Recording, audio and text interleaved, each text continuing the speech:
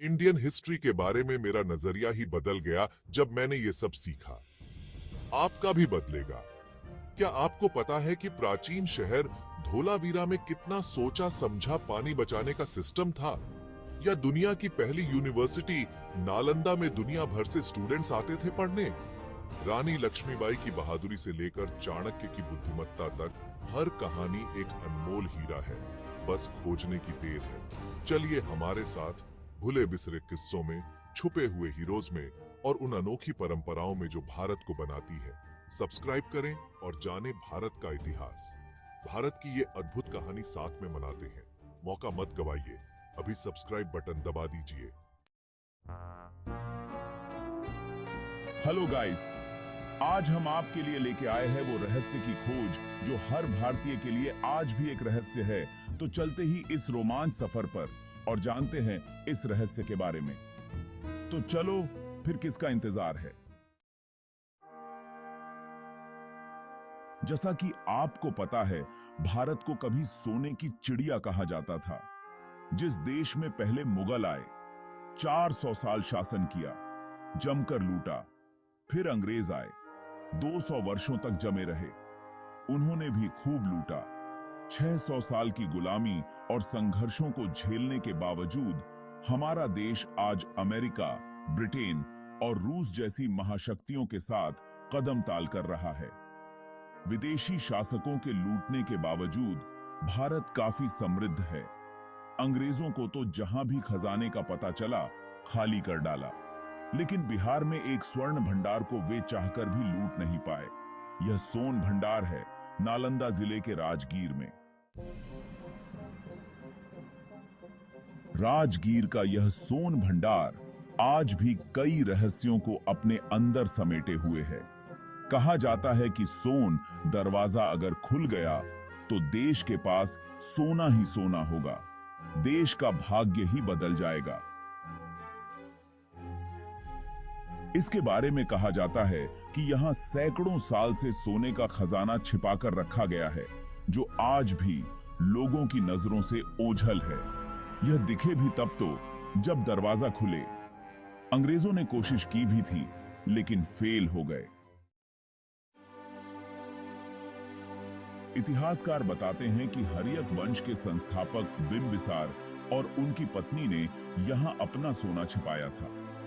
शांति निकेतन में प्राचीन इतिहास के प्रोफेसर डॉ अनिल कुमार ने TV9 डिजिटल से बातचीत में बताया कि इस गुफा में हर्यंक वंश का खजाना छिपाकर रखा गया है। बिंबिसार की पत्नी ने ही इस सोन भंडार का निर्माण कराया था। देश दुनिया से पर्यटक राजगीर पहुंचते हैं तो यहां जरूर जाते हैं। इसकी कहानी अनसुलझी रहस्यमय कहानी है। बिंबिसार को सोने चांदी और आभूषणों से बेहद लगाव था। सोना और सोने के आभूषणों को वे जमा करते रहते थे। वैसे तो बिंबिसार की कई रानियां थीं, परंतु बिंबिसार की एक रानी उसका बड़ा ख्याल रखती थी।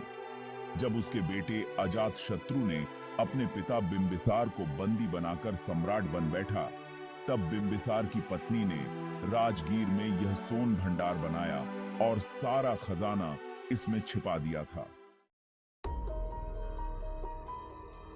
बड़े चट्टान से ढका है वो सोन भंडार का कमरा। इतिहासकार बताते हैं कि हर्यक वंश के संस्थापक और मगध सम्राट बिंबिसार ने राजगृह का निर्माण करवाया था, जो बाद में राजगीर नाम से जाना जाने लगा। ईसा पूर्व 543 में बिंबिसार जब 15 साल के थे, तभी वे राजगद्दी संभाल चुके थे। उन्होंने अकूत सोने को छिपाने के लिए विभारगिरी पर्वत की तलहटी में जुड़वां गुफाएं बनवाई थीं। सोन भंडार वाली गुफा उन्हीं में से एक है। बिंबिसार के बेटे अजातशत्रु ने सत्ता के लिए अपने पिता बिंबिसार को ही कैद करवा दिया और खुद मगध का सम्राट बन बैठा। कहा जाता है कि उसने या तो अपने पिता की कारागार में ही हत्या करवा दी या फिर बिंबिसार ने आत्महत्या कर ली होगी। बिंबिसार की मृत्यु का रहस्य आज तक नहीं पता चल पाया, लेकिन अजातशत्रु सम्राट तो बन गया, पर इस गुफा में रखे खजाने और गुफा के गुप्त दरवाजे तक नहीं पहुंच पाया। यह राज केवल बिंबिसार जानता था। इस गुफा में सोने के खजाने के बारे में अंग्रेजों को भी पता चला। बताया जाता है कि अंग्रेजों ने इस गुफा को तोप के गोले से उड़ाने की कोशिश भी की, लेकिन नाकामयाब रहे। आज भी इस गुफा के चट्टानी दरवाजे पर उस गोले के निशान देखे जा सकते हैं। अंग्रेजों ने इस गुफा में छिपे खजाने को पाने के लिए बहुत कोशिशें की, लेकिन नाकाम होने के बाद वे लौट गए। इस गुफा के खजाने से जुड़ी एक कहानी महाभारत काल से भी जुड़ी है। वायु पुराण के अनुसार बताया जाता है कि हर्यक वंश के शासन से करीब 2500 साल पहले मगध पर वृहद रथ का शासन था। वे शिव भक्त जरासंध के पिता थे। उनके बाद जरासंध ने गद्दी संभाली और चक्रवर्ती सम्राट का सपना लेकर वह 100 राज्यों को पराजित करने निकल पड़ा। 80 से अधिक सम्राटों को उसने हरा दिया और उनकी संपत्ति पर कब्जा कर लिया। यह सारी संपत्ति उसने विभारगिरी पर्वत की तलहटी में गुफा बनाकर छिपा दी। यानी वायु पुराण के अनुसार भी यह सोनभंडा उसी गुफा से मेल खाता है। वायु पुराण के अनुसार जरासंध जब अपने लक्ष्य के करीब था, तब पांडवों ने उसे युद्ध के लिए आमंत्रित किया। युद्ध 13 दिनों तक चला।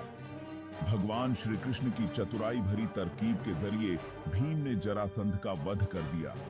जरासंध के वध के साथ ही उसके लूटे खजाने का राज भी दफन हो गया। अंग्रेजों के शासनकाल में इस गुफा का दरवाजा तोड़ने की कोशिशें हुई, लेकिन नाकामी ही हाथ लगी। हमने इस गुफा के बारे में कुछ और जानकारी भी जुटाई है, लेकिन उससे पहले हमारे चैनल को सब्सक्राइब कर लें और घंटी को दबा लें, ताकि जैसे ही हम इस खजाने की जानकारी के दूसरे पार्ट को लेकर आएं, तब आप तक नोटिफिकेशन पहुंच जाए। आप तक पाएं। धन्यवाद। मिलते हैं अगले पार्ट में। जय हिंद, जय भारत।